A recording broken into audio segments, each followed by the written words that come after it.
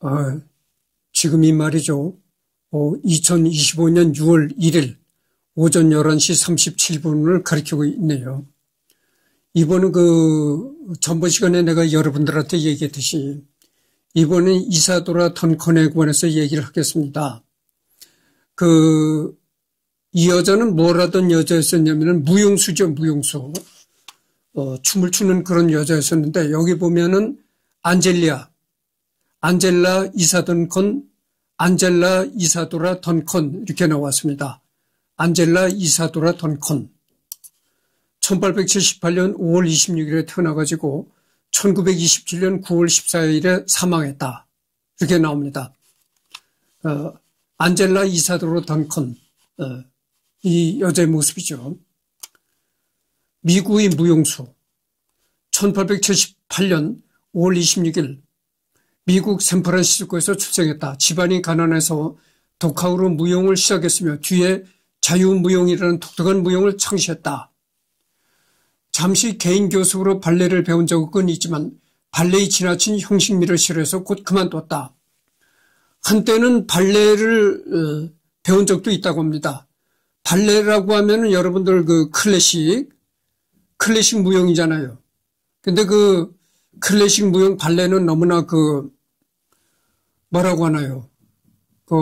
형식미가 지나쳐가지고, 싫어하게 됐다고 합니다. 그래가지고 클래식이라고 하면 형식과 이런 걸 중요하게 생각하잖아요.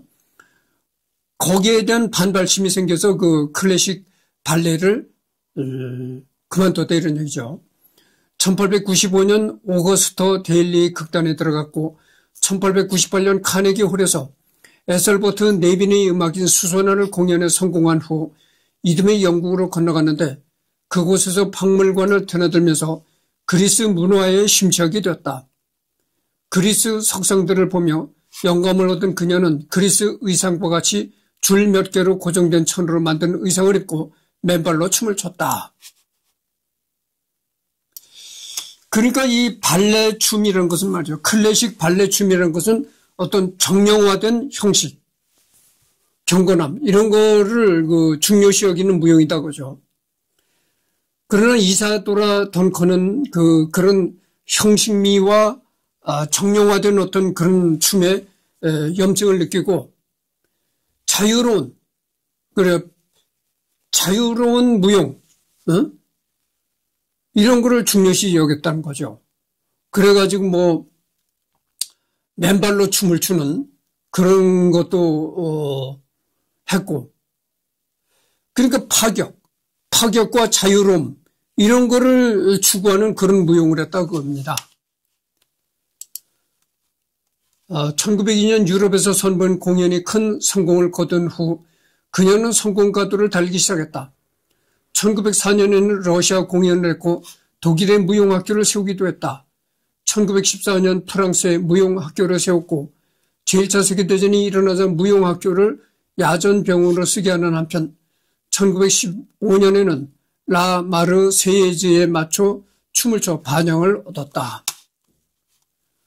1922년에는 소련 정부의 초청을 받고 소련에서 무용학교를 운영했는데 이때 25살의 젊은 천재신 세르게이 예세닌을 만나 사랑에 빠져 결혼했다. 그러니까 소련 정부의 초청을 받고 소련에서 무용학교를 운영했는데 이때 25살의 이 세르게이 예세닌을 만나서 사랑에 빠졌고 결혼했다고 합니다. 당시 그녀는 44살이어서 예세닌과의 나이 차이가 많이 났는데 그러니까 연하의 남자를 좋아했네요. 이때 이사도라 던컨은 44살이었었는데 25살의 젊은 남자하고 좋아했으니까 어떻게 됩니까?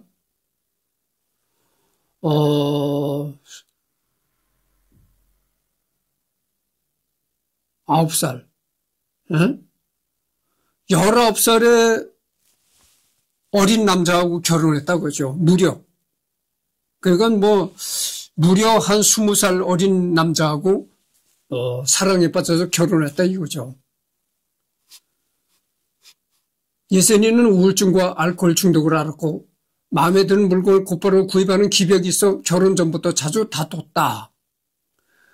평소 결혼에 부정적이던 던컨이 연하인 예선인에게 반한 걸 두고 호사가들이 푼썰이 많았는데 그중 하나는 예선인의 외모가 프랑스 파리 세느강에서 자동차 추락사고로 죽은 아들 패트릭이 성장한 모습 같다고 생각한 던컨이 반했다는 거였다. 결혼 후 그녀가 미국에서 순회 공연을 했을 때 예선인도 따라가는데 예선인의 기행 및 던컨의 공연 복장 문제, 코멘트 문제 때문에 공산주의자라고 비난받았고 미국에서 돌아온 뒤에는 프랑스를 거쳐 소련으로 돌아갔다. 그동안 부부싸움이 심해진 끝에 결국 별거했다. 예선이는 1925년 12월 28일에 레닌그라드에서 손목을 긋고 자살했다.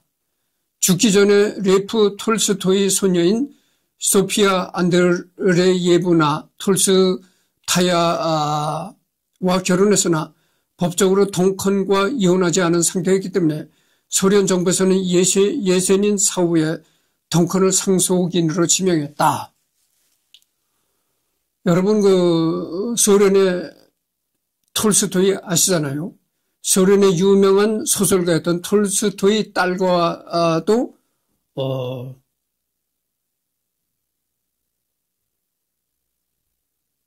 좋아했었는데 그러나 이사도라 던컨과 이혼을 하지 않은 상태였기 때문에 법적으로는 톨스토이 딸과 법적으로 부부가 될 수가 없었다 이런 얘기입니다. 그렇잖아요. 법적으로 부부가 되면은 또다시 결혼을 하려면 반드시 이혼이라는 절차를 밟은 후에야 가능한 겁니다. 그런데 이사도르 던컨과 이혼하지 않은 상태에서 톨스토이 딸을 좋아했으니까 톨스토이 딸과는 정식 부부가 될 수가 없었던 겁니다.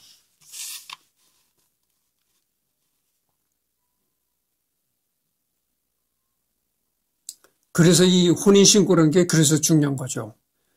혼인신고를 일단 거쳤으면은, 법적으로 부부가 됐기 때문에 반드시 이혼이란 절차를 밟아야 다른 남자하고 결혼할 수가 있지, 함부로 다른 남자하고 결혼할 수가 없는 겁니다. 그래서 이 혼인신고라는 건 그렇게 중요한 거고, 결혼식이라는 건 말이죠. 결혼식을 100번 해봐야 혼인신고 안 하면 말짱 소용이 없는 겁니다. 결혼식이라는 거는 하나의 형식적인 절차예요. 형식적인 겁니다. 그래서 하루에 100번을 결혼해도 혼인신고를 안 하면 말짱 소용이 없는 거예요. 그래서 그렇게 중요한 겁니다. 예선인과 사별한 후 그녀는 프랑스에서 여성을 보내며 자서전을 구술했으며 1927년 9월 14일 니스 바닷가에서 부가티 타임 35를 타고 가다가 목에 두르고 있던 스카프가 뒷바퀴에 밀려 들어간 바람에 몸이 튕겨져 나갔고 그 충격으로 목뼈가 부러져 향년 49살의 이른 나이에 숨졌다.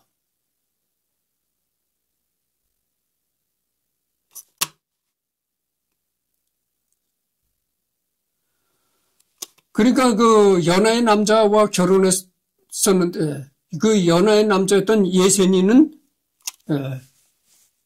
자기 손목에 동맥을 끊고 자살했다는 거죠.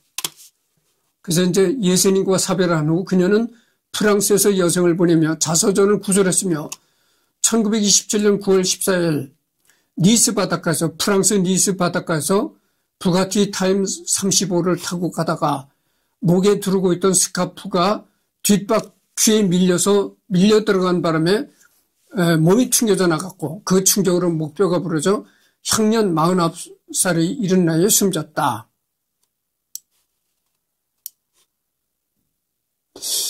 그래서 여러분들 이 목에 두른 스카프라든가 뭐 이런 걸 조심해야 되는 겁니다. 이 길게 늘어진 어떤 옷깃, 스카프 이런 게 여러분 그런 사고가 나잖아요. 버스를 타거나 버스를 내리다가 이 긴 치마가 뭐 걸려가지고 버스 문틈에 이 걸린 채로 그냥 버스가 출발을 한 바람에 그냥 끌려가다가 죽은 그런 경우도 있었잖아요. 그래서 이 긴 치마라든가 긴 스카프 이런 것이 이 대중교통을 탈 때는 항시 조심해야 되는 겁니다.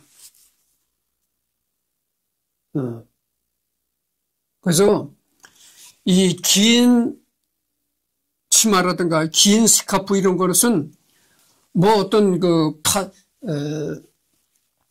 파티라든가 이거 연회장 이런 데서는 어울리겠지만 일반적으로 활동하는 데서는 좀 각별히 조심해야 하는 겁니다. 말려 들어가는 거죠. 그래서 여러분들 여자들뿐만이 아니고 남자도 그렇잖아요. 나는 이렇게 뭐 점퍼 차림이지만 나는 원래 점퍼 차림을 좋아합니다. 내가 공장에 나가서 벌어먹고 사는 사람이라 이 점퍼 차림을 좋아해요. 근데 이 정신노동하는 사람들 주로 이 넥타이를 매잖아요. 이 넥타이가 이게 위험한 겁니다. 그래서 뭐 정신노동하는 사람들은 이 책상에 앉아서 뭐 사무나 보고 이러니까 별 상관이 없는데 이 긴 넥타이가 어디 기계라든가 이런 데 말려 들어갔다면 막 꼼짝없이 죽는 거예요. 그래서 이 긴 넥타이를 하지 않고 이 나비 넥타이를 하는 사람들이 그래서도 나비 넥타이를 하는 겁니다. 병원에서 근무하는 의사들 중에서도 이 나비 넥타이를 하는 의사들이 많아요. 그게 왜냐면 긴 넥타이를 하게 되면요. 이 긴 넥타이가 그 긴 넥타이를 이렇게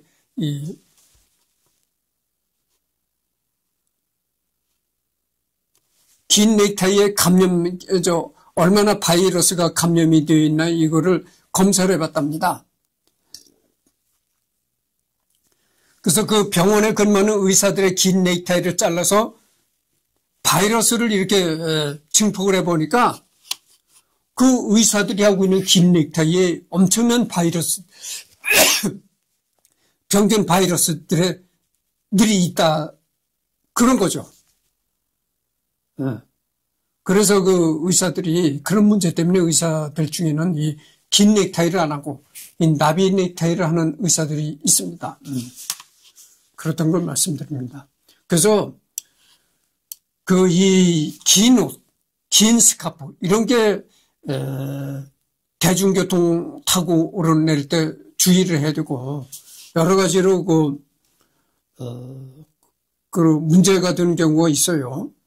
이게 자살인지 사고사인지 지금도 확실한 게 없는데 그녀가 마지막 유언으로 프랑스어로 이렇게 말했기 때문이다. 근데 이게 목에 두른 스카프가 마차 뒷바퀴에 말려 들어간 바람에 죽었다. 이렇게 돼 있는데 그것이 자살인지 이 사고사인지 확실하지 않다. 그거죠. 그래서 그녀가 죽기 전에 어떤 얘기를 했냐면은 안녕. 여러분, 전 영광을 향해 갑니다. 이런 문구를 남겼다는 거죠. 그러니까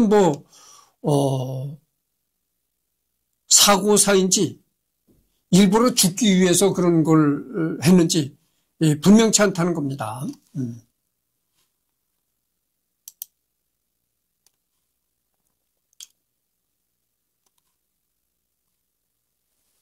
영향. 그녀가 춤을 출 당시만 해도 사람들은 춤이라고 하면 의례 발레를 연상했으나 그녀는 틀에 박힌 발레 동작으로는 인간의 희노애락을 담아낼 수 없다고 생각했다. 따라서 토슈즈와 튀티를 벗어던지고 좀 더 편한 옷차림과 맨발로 자유로운 몸짓을 보여줬다. 단 그녀가 준비 없이 무대에 오른 것은 아니었다. 되려 음악에 걸맞는 몸짓과 옷, 무대 장치 같은 세세한 부분을 미리 꼼꼼하게 준비했고 몸짓을 종이에 그려가면서 춤에 대해 연구했다.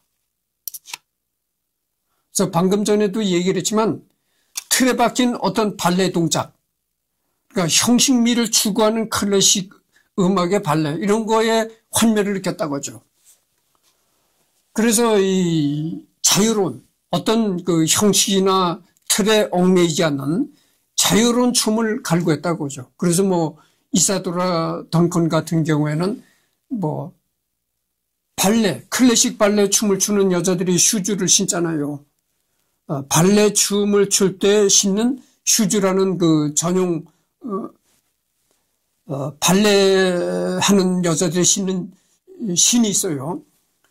그런 것도 신지 않고 맨발로 춤을 췄다 이거죠. 그 결과 그녀는 단순히 우아하게 팔을 들어 올리는 것만으로도 꽃봉오리가 피어나는 모습을 연출할 수 있었다. 이사도라에서 시작된 현대무용은 무용 세계에 신선한 바람을 일으켰고 오늘날까지 대중적으로 자리 잡고 있게 되었다. 그래서 그 이사도라 던컨은 현대의 대중무용을 여는 현대 대중무용이 시작되는 그런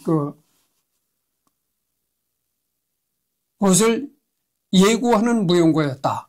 이렇게 말할 수가 있다는 거죠. 그러니까 현대 대중 그 무용이 열리는 그런 거를 예고하는 무용가였다. 이렇게도 말할 수가 있다는 것이죠. 기타, 가정사가 몹시 불행했다. 천술한 남편 예세니는 물론이고 은행장이었던 아버지 찰스 덩컨은 그녀가 어렸을 때 파산해서 어머니 이사도라 그레이와 이혼했다. 사실 파산 외에도 아버지 바람기가 심했다고 한다. 그러니까 뭐 경제적으로 파산해서 이혼했다는 그런 것도 있지만 또는 그 아버지가 이사도라 던컨 아버지가 굉장히 그 바람기가 많았었다는 겁니다. 외도를 많이 했다는 거죠. 그래서도 이혼하게 됐다는 거죠. 이사도라 던컨 어머니하고 아버지가. 그녀는 1906년 독일에서 무대 감독 고든 크레이그와의 사이에 딸 데오도르를 얻고 1910년 미국의 재력가 페리스 싱어와도 교제하여 아들 패트릭을 얻었다.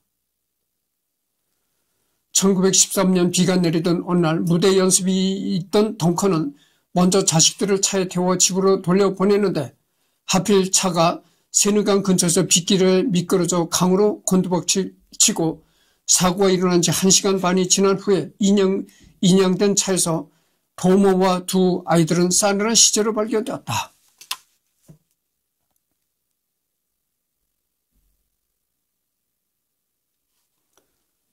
그러니까 예세니는 두 번째 남자였다고 하죠.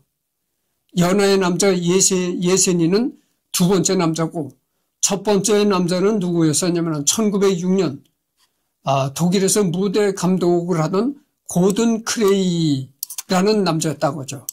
그래서 첫 번째 남자 사이에는 이제 딸이 있었는데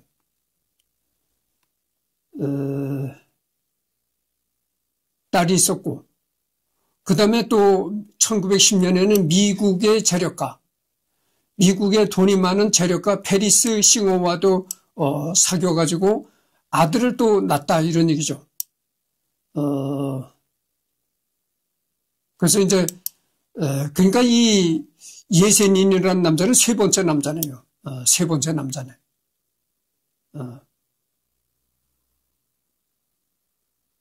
그래서 1913년 비가 내리던 어느 날 무대 연습이 있던 던컨은 먼저 자식들을 차에 태워 집으로 돌려보내는데 하필 차가 세느강 근처에서 빗길에 미끄러져 강으로 곤두박질치고 사고가 일어난 지 1시간 반이 지난 후에 인양된 차에서 보모와 두 아이들은 싸늘한 시체로 발견되었다. 이 소식을 들은 그녀는 세느강을 미친 듯이 뛰어다니며 아이들의 이름을 부르며 울부짖었다고 한다. 이후 조각가 로마넬리와의 사이에서 아들을 낳았지만 그러니까 예세닌이 세 번째 남자가 아니고 네 번째 남자나요. 예세닌을 만나기 전에 또 세 번째 남자가 또 있었네요. 그런 일이 있은 후로 조각가 로마넬리와의 사이에서 아들을 또 낳았다는 거죠. 그러니까 세 번째 남자입니다. 이 조각가가 세 번째 남자고 예세닌은 네 번째 남자였다. 그러니까 이 이사도라 던컨이라는 여자는 참 여러 남자들을 거쳐갔네요. 그러니까 뭐 네 번씩 결혼을 했으니까 이 아이도 태어난 지 얼마 되지 않아 죽어 친자식은 없고 대신 제자이자 양녀가 6명이 있다고 한다. 조카에서 태어난 반개의 후손들도 남아있다. 제자이자 양녀가 6명이라는데 안나 덴칠러, 마리아 테레사 크리고, 이르마 에리 그림, 엘리자베스 리젤, 밀코, 막고트, 그레텔, 옐, 에리카 로흐만이 있다고 한다.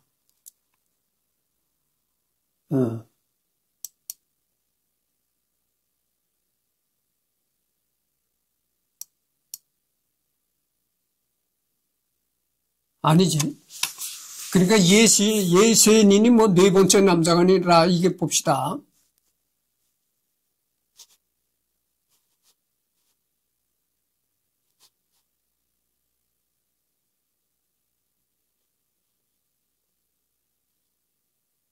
하여튼 세 번째 남자인지 네 번째 남자네, 네 번째 남자. 그러니까 뭐 결혼을 네 번씩이나 한 거죠. 사남매 중 막내였던 첫째는 엘리자베스고 둘째는 어거스틴, 셋째는 레이먼드였다. 이들 중 어거스틴과 레이먼드는 이사도라와 마찬가지로 무용수로 활동했는데 어거스틴은 주로 미국과 영국을 오가며 연극 배우 활동에 매진한 반면 레이먼드는 유럽 곳곳을 쏘다니며 다양한 예술가들을 만나 자신만의 작품 세계를 구상하다가 그리스 전통 음악과 공예의 영향을 받아 미국으로 돌아가 관련 강연까지 한 팔방미인으로 활동했다. 키는 168cm로 당대의 여성으로서는 상당히 키가 컸다. 그러니까 그때는 서양 사람들도 뭐 그렇게 크지 않았는데, 그래서 이사도라 던컨은 168cm였었는데, 이때 168cm는 서양 여자로도 큰 키에 속했다, 이런 얘기죠.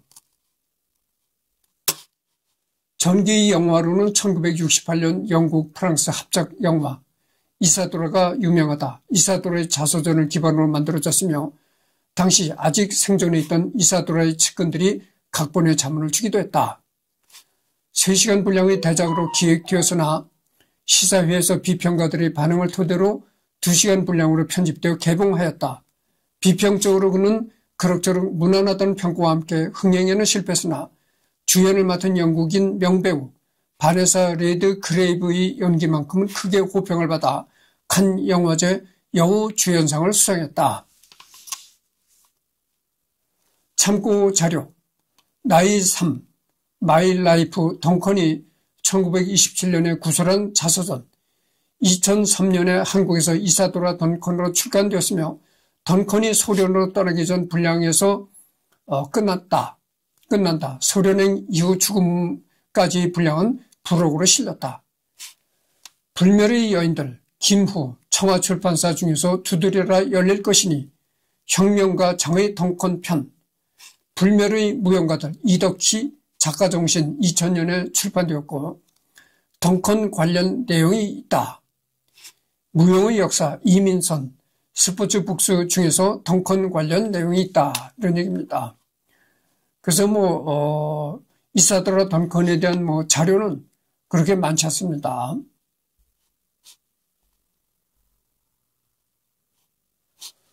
평소 결혼에 부정적이던 던컨이 연하인 예세닌에게 반한 걸 두고 호사가들이 분설이 많았는데 그중 하나는 예세닌의 외모가 프랑스 파리 세느강에서 자동차 추락사고로 죽은 아들 패트릭이 성장한 모습 같다고 생각한 덩컨이 반했다는 거였다. 예세닌은, 그러니까 네 번째 남자 예세닌은 1925년 12월 28일에 레닌그라드에서 손목을 긋고 자살했다.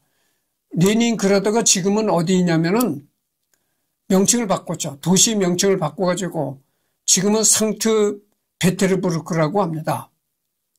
그래서 이 레닌그라드라는 거는 이제 소련 공산주의 시절에 소련 공산주의 정권을 했던 레닌의 이름을 따서 이제 이름을 붙인 도시거든요. 근데 이제는 소련이 멸망하고 러시아로 이 국가 명칭을 바꾼 후에는 여기 도시 이름도 바꿨습니다. 도시 이름도 바꿔가지고 지금은 상트페테르부르크라고 합니다. 죽기 전에 레프 톨스토이 소녀인 소피아 안드레예브나 톨스타야 레프 톨스토이 9번째 자녀 안드레이 로브치의 딸과 결혼했으나 법적으로 덩컨과 이혼하지 않은 상태이기 때문에 소련 정부에서는 예세닌 사후에 덩컨을 상속인으로 지명했다.